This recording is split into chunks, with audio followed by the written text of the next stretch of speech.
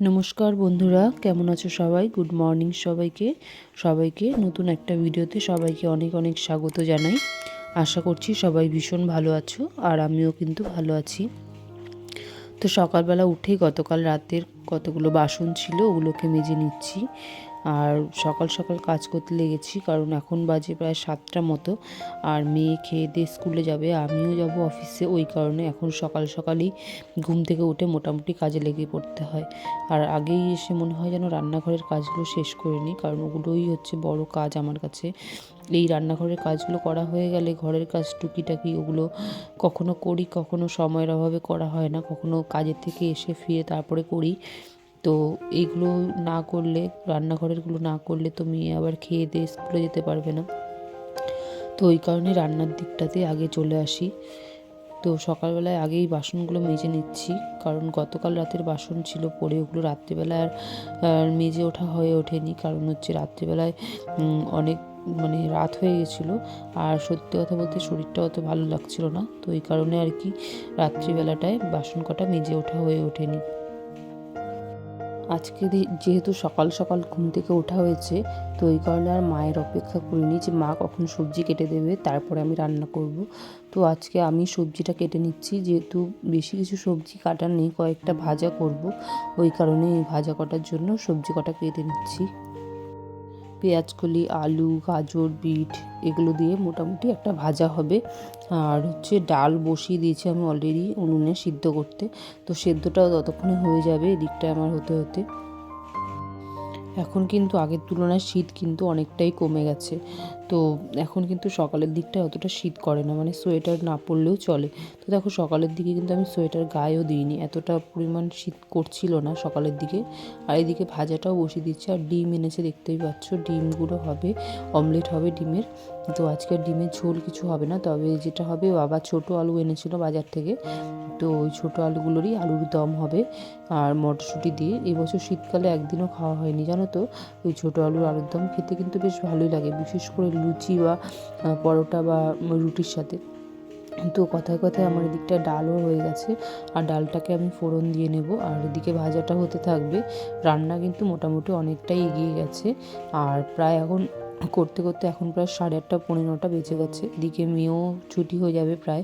আর ও আসলেই কী বলো তো, একটা তাড়াহুড়ো লেগে যায়।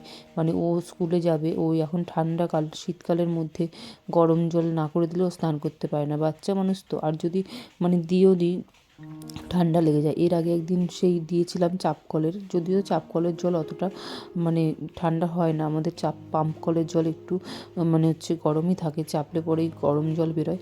তবুও বাচ্চা মানুষ তো, ওই জলে স্নান করে ওর ঠান্ডা লেগে গেছিলো।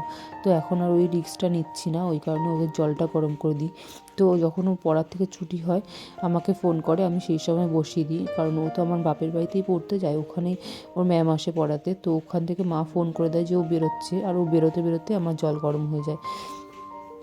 তো আজকে ডালটা একটু অন্যরকমভাবে করছি, ডালটাকে সেদ্ধ করে নিয়েছি। আর যেহেতু কাঁচা টমেটো এনেছে বাবা বাজার থেকে, তো কাঁচা টমেটো না সহজে ডালে দিলে সেদ্ধ হতে চায় না, তো ওই কারণে ফোড়ন দিয়ে, শুকনো লঙ্কা ফোড়ন দিয়েছি, আর সর্ষে রাঁধুনি ফোড়ন দিয়ে তার মধ্যে এই কাঁচা টমেটোগুলো দিয়ে দিয়েছি, দিয়ে একটু নুন দিয়ে ভালো করে সাঁতলে একটু নরম করে নেব, তারপরে ডালটা এর মধ্যে দিয়ে দেবো। এতে কিন্তু টমেটোটাও নরম হয়ে যাবে, সেদ্ধ হয়ে যাবে, আর ডালটাও খেতে বেশ ভালো লাগবে। তো এদিকটা ডাল ফোড়ন দিয়ে আমি ডাল ফুটতে বসিয়ে দিয়ে ঘরটা ভাবলাম মুছে নিই। আর আজকে একটু মেঘলা মেঘলা ওয়েদার করেছে, তো ওই কারণে একটু শুকনো শুকনো করে ঘরটা মুছে নিচ্ছি, না হলে আবার সহজে শুকাবে না ঘর। আর আমাদের ঘরটা এমনি একটু যখন মেঘলা মেঘলা ওয়েদার করে না, ঘরটা ঘেমে ঘেমে ওঠে মেঝেগুলো। তো ওই কারণে আরও যতটা তাড়াতাড়ি সম্ভব শুকিয়ে যায় সেরকমভাবে মুছছি আর কি। তো শীতকালে তোমাদের কি কারো কারো ঘর ঘামে? আমাদের ঘর কিন্তু প্রচুর ঘামে, আর মনে হয় যেন পুরো ভিজে কেউ জল ঢেলে রেখেছে, এরকম অবস্থা হয়। কেন হয় কি যেন এটা জানি না, আমি কখনো দেখিনি অন্য কারো ঘরে, তবে আমাদের ঘরটাতেই, আমাদের বারান্দাটায় ঘরে এরকম হয় কেন কি যেন। হয়তো হতে পারে যে নিচের মেঝের নিচে হয়তো মাটির কোনো সমস্যা বা কি জানি না, তবে ঘেমে ওঠে। তো এই দিকটায় সমস্ত কাজকর্ম আমার হয়ে গেছে। কথা বলতে বলতে, তোমাদের সাথে কথা বলতে বলতে, গল্প করতে করতে আমার মোটামুটি অনেক কাজই হয়ে যায়। তো আর আমি দেখো এদিকটা রেডি হওয়ার জন্য চলে এসেছি, আর মেয়েকে খাইয়ে দাইয়ে পাঠিয়ে দিয়েছি। ওই টাইমটুকুতে এত পরিমাণে তাড়াহুড়ো থাকে কিছু বলার নেই। তো ওই সময়টায় মানে কোনো রকম ভিডিও করব মানে ওই মাথাতেই আসে না ওই সময়টাতে। তো যাই হোক আমি হয়ে নিচ্ছি রেডি, আর খাওয়া দাওয়া মোটামুটি হয়ে গেছে। এখন যাব আবার একটা বাড়িতে, একটা বাচ্চার ব্লাড নেওয়ার আছে, তো ওখানে যাব।